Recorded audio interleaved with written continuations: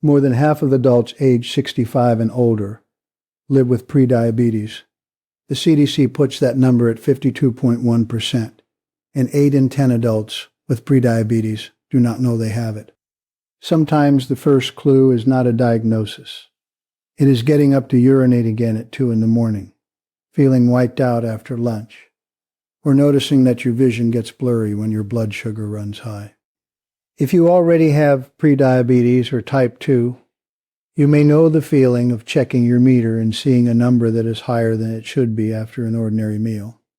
The encouraging part is this: you do not have to wait weeks to see every improvement. Some of the safest, best supported ways to lower blood sugar naturally can begin helping within hours, and they do not require a total diet overhaul first.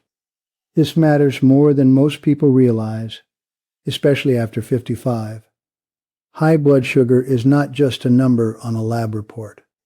Over time, it raises the risk of vision loss, numb feet, slow healing wounds, kidney disease, heart disease, and stroke.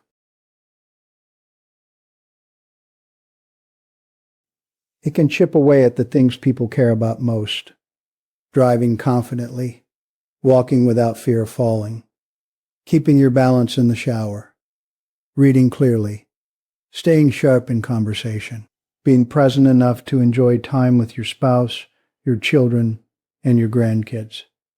And here is what makes it tricky.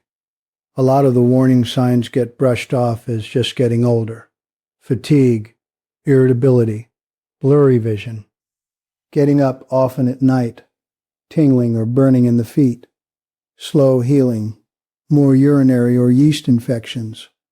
Those are all symptoms that can go with high blood sugar. Prediabetes often causes no obvious symptoms at all, which is one reason it slips by for so long. The basic problem is simple. Insulin is the hormone that helps move sugar out of the blood and into the cells. In type 2 diabetes and prediabetes, the body stops responding to insulin as well as it should. It is a bit like a rusty lock. The key is there, but it does not work smoothly. On top of that, the liver may keep releasing extra glucose, and poor sleep, inactivity, stress, and dehydration can make the whole system harder to control. That is why the fastest natural fixes are not usually exotic. They are practical. They use your own muscles, sleep, hydration, and nervous system to help move glucose where it belongs.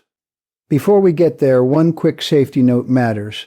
If you have vomiting, stomach pain, shortness of breath, fruity breath, confusion, or blood sugar over 300 that is not improving, get urgent care. And if you take insulin or a sulfonylurea and you feel shaky, sweaty, confused, or faint, think low blood sugar and get help fast. Now for the part that can start helping in the next 24 hours. The strongest non-dietary tool is a short walk after meals. Not a hard workout, not an hour at the gym, just walking. When your muscles contract, they pull glucose out of the bloodstream and use it for energy. That means your body does not have to rely on quite as much insulin to deal with the meal you just ate. Research in older adults at risk for impaired glucose tolerance found that 3 15-minute walks after meals improved 24-hour glucose control, more than one longer daily walk. Other studies support 10 to 20 minutes after meals as practical and effective.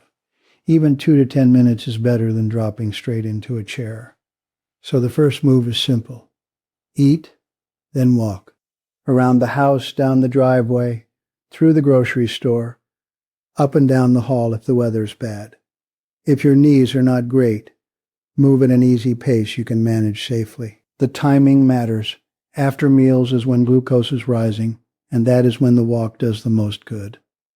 The second move is to stop letting sitting take over the day. Long stretches in a chair tell your muscles to go off duty.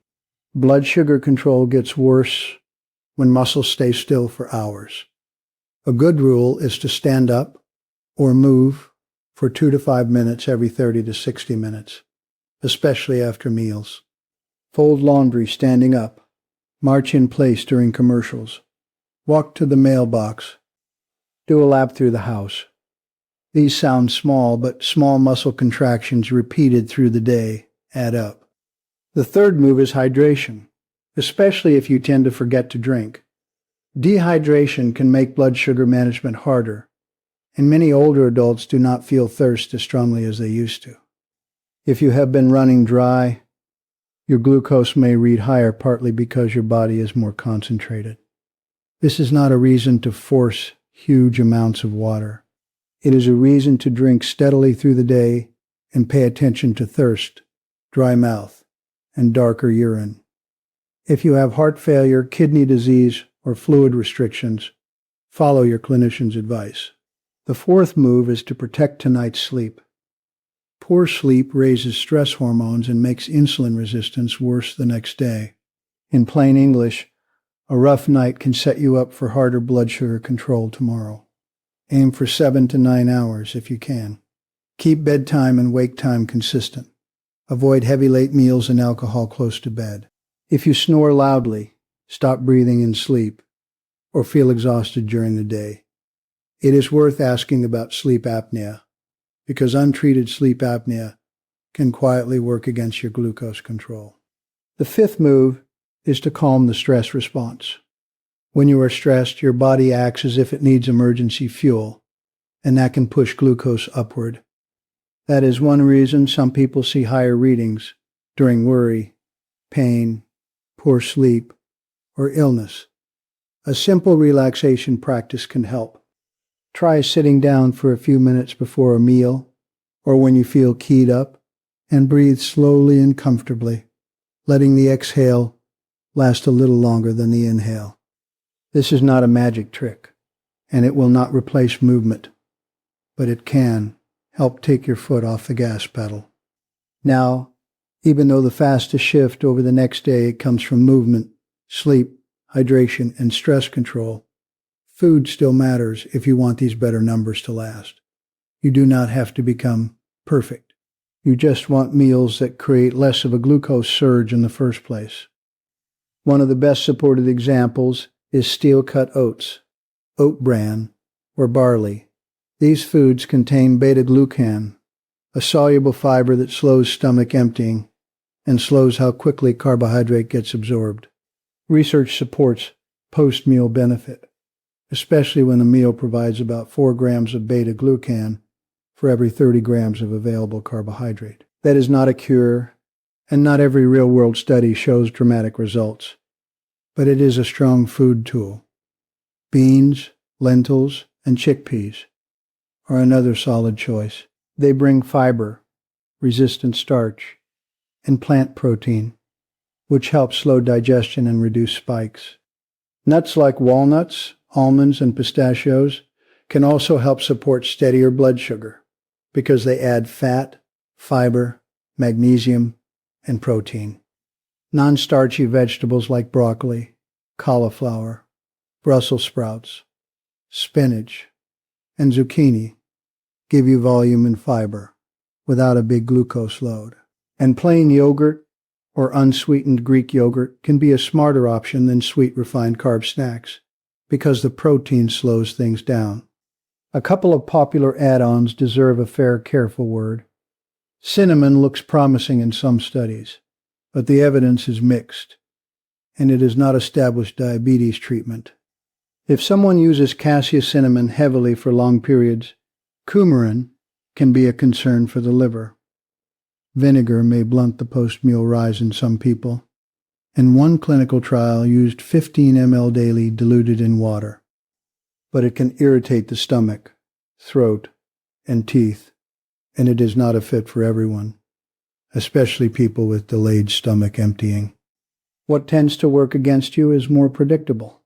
Sugar-sweetened drinks, refined grains, pastries, candy, big dessert portions, and large carb-heavy evening meals can all make blood sugar harder to manage. Processed meats are also linked with higher type 2 diabetes risk over time. So if you want the simplest 24-hour plan, here it is. After each meal, walk for 10 to 15 minutes. Do not sit longer than an hour without getting up to move. Drink enough fluid to stay well hydrated, if dehydration is part of the problem. Give yourself one solid night of sleep. And when stress rises, slow your breathing and settle your system before it settles your blood sugar for you. You do not need to do everything forever starting tomorrow morning.